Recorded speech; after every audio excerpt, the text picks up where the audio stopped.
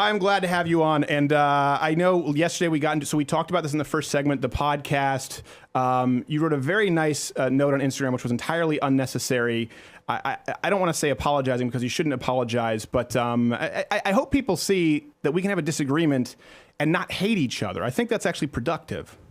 Yeah, and I think so too. And what I'd said to you before we started was that there's what I always try to do with a podcast is try to have a conversation, like two friends just hanging out. And that's what I tried to do at the beginning. And I felt like you kind of had talking points that you wanted to go over, and I wanted to make it more conversational. So I suggested we start drinking, and which is fine for a little while. One would say you almost pressured me to begin drinking. I would say that too. And then it got to the marijuana subject, and things got a little heated. And you know, I make the mistake of oftentimes communicating like I would with my friends in what I think is just a joking but aggressive way. Yeah. And I didn't anticipate your reaction to it, and you got defensive. And one thing I didn't take into consideration that I wrote in the Instagram thing is that you get attacked a lot. This is true. You get attacked a lot in a kind of a scary way. And I think you've done some really bold things and some really courageous things, like the whole Muhammad thing. I mean, you didn't have to do that, and you did it, and it's a really dangerous thing. And you get attacked so much that you're always kind of thinking that someone's setting you up. And I didn't want you to think that I was setting you up, and I had no intention whatsoever when you came on to set you up. I genuinely like you. I think you're a good guy, and I like talking to you, and I like talking to you off air. And I was trying to kind of recreate off air, on air, and it didn't seem like it was happening at the beginning of the podcast, and so that's why I suggested booze. Well, no, I appreciate it. And looking back kind of on yesterday, because if you look at kind of obviously the backlash, I think for both of us involved, what do you think, and I'll say, what do you think we should have done differently to be more productive, I guess? Oh, we definitely shouldn't have gotten drunk, for me. I wasn't drunk. You weren't drunk. I really wasn't drunk. No, I had one beer. Okay. Well, you had a little whiskey too, right? That stuff was awful, Gentleman Jack. We'll get you some real bourbon.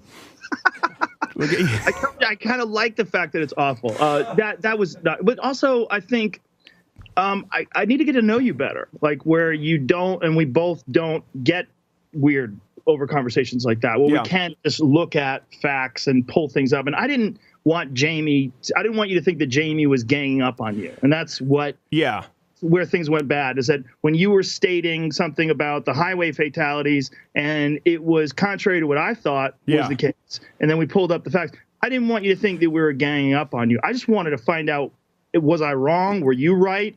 Were you wrong? Was I not to revisit it? But can I bring up something that I didn't have time to yesterday? Sure. And this is something I think is important because, respectfully, Jamie is not experienced in sourcing articles or looking up news to the same degree that we are.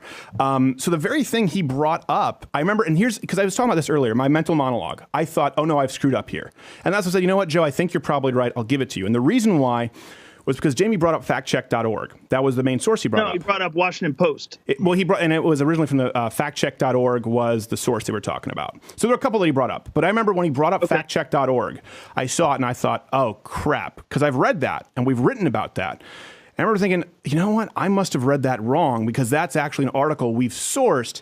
And it must have meant the opposite, because right below what he highlighted, it actually did say Gary Johnson was wrong. Increases in the incidences were significant. Marijuana-related traffic deaths increased by 154% between 06 to 014. This was in his source that he brought up. So my point is, I can't read it, right? And this is why I get defensive. I can't read it because this TV's not working. I can't know what Jamie's bringing up. I'm going on memory. He has a never-ending cheat sheet, and there's no way that I can argue with that. And I would say, you're right about this. I'm incorrect. When I get defensive, it was when two people are saying, admit that you're lying, that it's bullshit. And I really, looking at his own sources, I don't think I was. Well, I don't think we were saying you were lying. What I think we were saying is you were incorrect.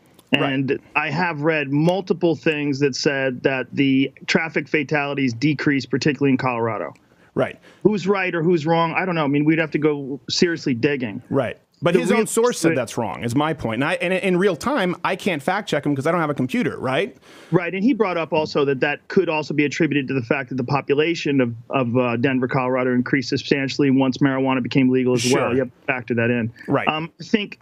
I think when you're talking about driving impaired, I do not think that marijuana has the same effect as alcohol. It certainly doesn't. However, I don't think it's a good idea to drive f***ed up. Right. Whether you're on marijuana, especially on edibles. I mean, edibles hold on a second. That wasn't even a part of the equation. I really would advise against that. Yeah, absolutely. I think we both dug in our heels and we agreed probably on a lot more than we disagreed. I think you're right. I think we definitely both dug in our heels. And like I said, there's a lot involved in that. First of all, I got a hangover from this goddamn pipe that you left me. Really? Oh, yeah. I'm going to send you an article on how to use it properly. Oh, yeah, the tobacco. I was high as a kite from it, for sure. From the tobacco? Yes, yeah. Before I even started drinking, my head was spinning because I definitely was inhaling a bunch of times. You shouldn't do that. And I don't say that because of high. I said because you can actually get little flecks of tobacco in your lungs. That's not filtered. Yeah, I just got here from a yoga class. I took a 90-minute yoga class. I might have coughed some of that up in there. You might cough it up. I might have, some little flakes of tobacco might have come out. Why is Joe behaving like the girl from The Exorcist? Yeah, and I would say this. I will say in my mind too. So I thought, well, did I screw up? And I looked back now, and we talked about it early in the show. I don't think I did. I don't back down the statements that I've made as far as my position. I don't think that you're wrong. My point is, if you look at the articles and how we sourced it, I knew we weren't bullshitting. And I know because, like you said, the left is always going, they're full of shit. This is a lie. I know, hold on a second. This went up. We had a AAA study, the fact check study. There's a difference between bullshitting and having a difference of opinion looking at interpreting data.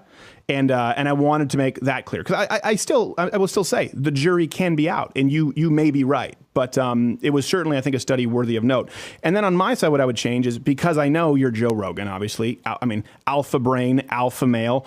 I've seen you run roughshod over people who are like, well, okay, Joe. And they get scared. And I didn't want to be that guy because I knew you wouldn't respect that guy who just goes, okay. Maybe you would. Well, I mean, I didn't want you to be defensive, if that's what you mean. I didn't expect you to dig your heels in. I didn't expect you to be submissive either. I just wanted to have a conversation. Yeah. It just didn't go well. You know, there's a bunch of factors. But it's only part of it that didn't go well, which is fascinating because we had a 5-hour podcast. I mean, that was a fucking long podcast. Yeah. And out of that podcast, what was it, like 20 minutes of it, we talked about pot, and that's all anybody is focusing on. Which is, but that's that's because that's what Jamie uploaded as a highlight too. No, he didn't. Oh, did somebody upload it as a highlight? Maybe somebody else did. I don't know. No, I think somebody else did. Yeah. But either way, the conversations that we had before that were very civil. Yeah. And then we ended very civil too. But I think people have this tendency to gravitate towards conflict. They enjoy it. It's like, have you ever gone to, I'm sure you have, you go to a fighter's page after a UFC bout and you read all the shit talk that people say to them? I mean, it's horrendous. I mean, my favorite page is Mark Hunt's after his fights or something happens. You just read it. He's just like, fucking steroids, mate. Everything. It just goes in and he just they hang me out to dry. F the UFC. F you. F Brock Lesnar. You're sitting there like, Mark, just tone it back. This is going to be admissible. That was Mark. I was talking about fans. I mean, fans like after like Ronda Rousey recently lost, I went and checked like some of her, like the online things, the things that people were saying about her. I mean, people love jumping in on something that really doesn't, they're not really connected to it, but they connect themselves to it. They love conflict where essentially nothing is at stake for them, but they can really get whatever rocks off they have. And thank you so much for being here, sir. We appreciate it. I'm glad hopefully people see this and think, oh, okay, well, listen, maybe they don't hate each other. Dude, I don't hate you at all. I think you're a good guy, and that's why I made that Instagram post. And I saw this back and forth both ways. People mad at you, people mad at me. It was just so stupid.